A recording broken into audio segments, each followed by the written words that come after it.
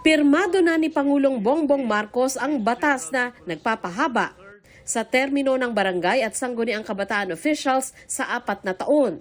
Sa batas ding ito, pinagpapaliban ang barangay and SK election sa November 2, 2026 na dapat sana ay sa December 1 ng taong ito. Magkakabisa ang batas matapos ma-publish sa Official Gazette at Newspaper of General Circulation. No. Hindi po ako pabor, sir. Hindi po. Since gusto ko po sang bago. Pabor ko. Yes. Para mangyapon niya sa atin. Yes po. Nagapabor ko.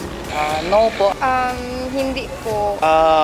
For my stance, there are several factors kung pabor ba ko or hindi. Pero most probably, I'm in favor with the proclamation.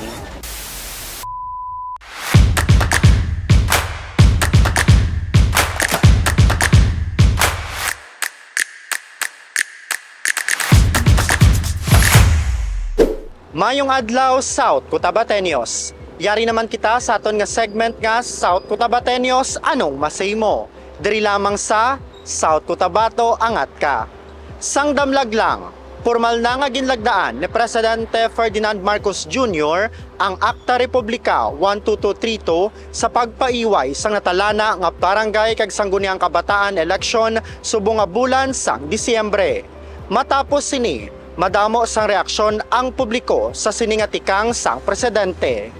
Gani para sa aton palamangkutanon subong nga bulan, para sa imo, pabor ka ba sa tikang sang presidente sa pagpospone sang barangay kag sangguniang kabataan election?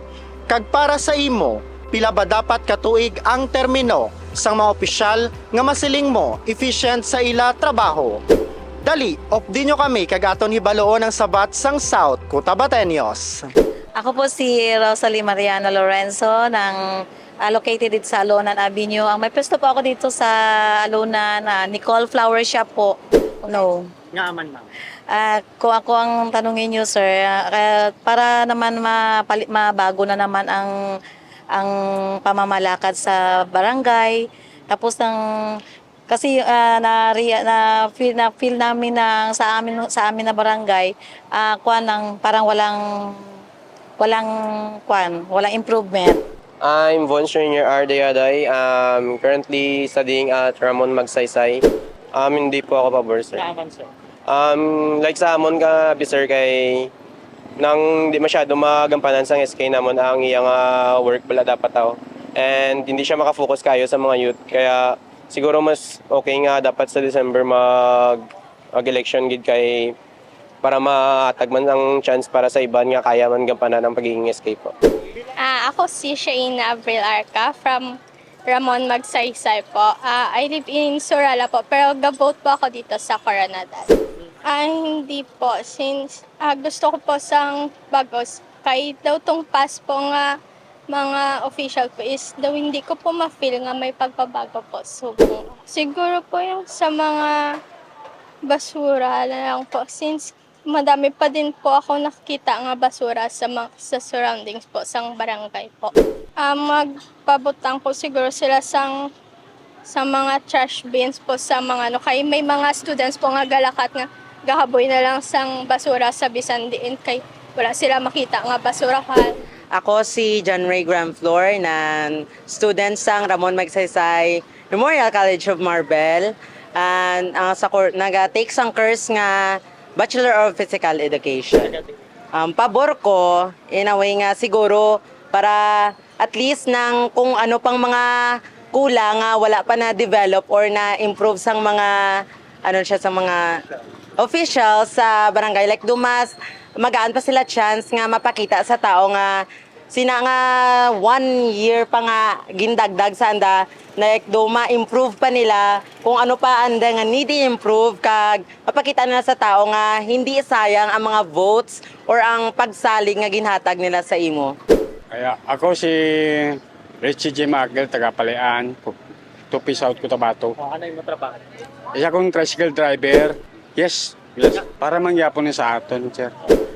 Ang kayo at sa amon barangay, marami silang gipagawa ng mga simento, ng mga poste, mga solar. Basta ang yes lang.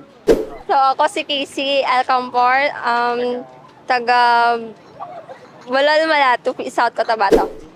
Yes po, nagapabor po kay ng para mas maging mapakita pa sa mga new elected officer kung paano nila i-handle ang trabaho sa posisyon nga na, paano nila ma-prove nga tama sila ang gi-vote para dira nga posisyon.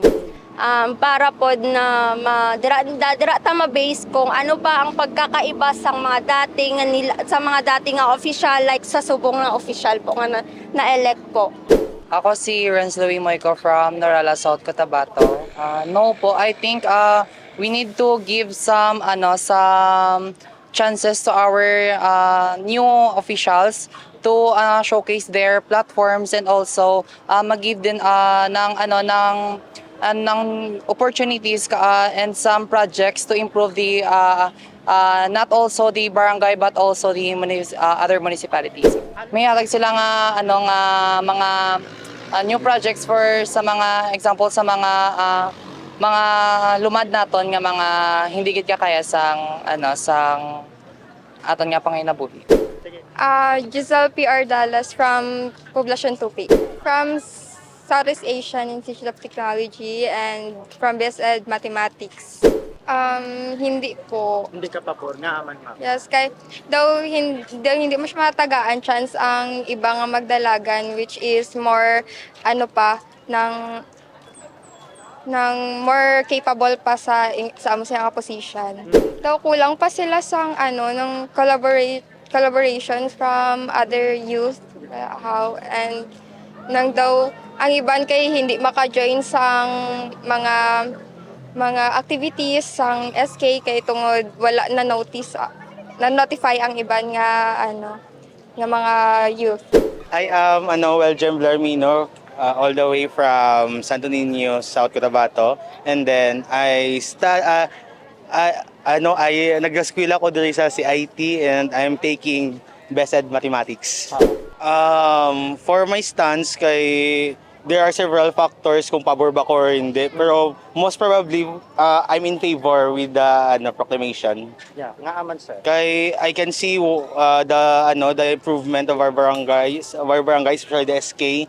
Active man sila, so noting wala ta mabais sina nga part. Pila ba dapat katuig ang termino sang mga opisyal nga masiling mo efficient sa ila trabaho? Para sa akon, gusto ko sa akon lang. Okay naman ang mga more than 2 years. Oo, tama na yan. Para ano yan siya. Kung 2 years, diyan mo makita kung may improvement ba yung barangay nyo, kung may mga accomplishment ba sila sa barangay. For me po sir, 3 years sir is okay na po para mapakita sang isa ka SK chairman ang iyang capabilities no. Actually po 2 to 3 years lang dapat may makita na po nga pagbabago pa lang po.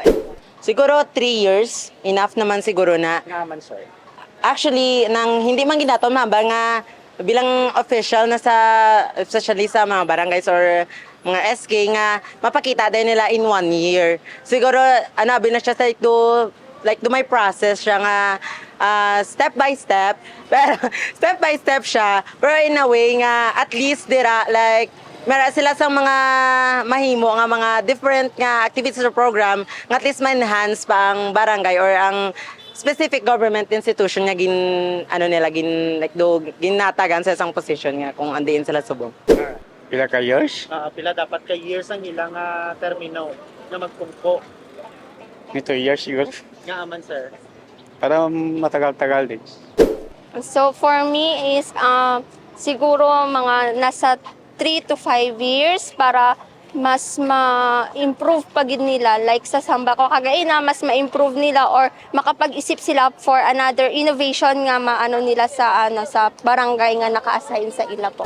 I think 3 years is enough. 1 year preparation and 1 year for their 1 year sa sa pagpatupad sang then 1 year para sa paghimo sang project.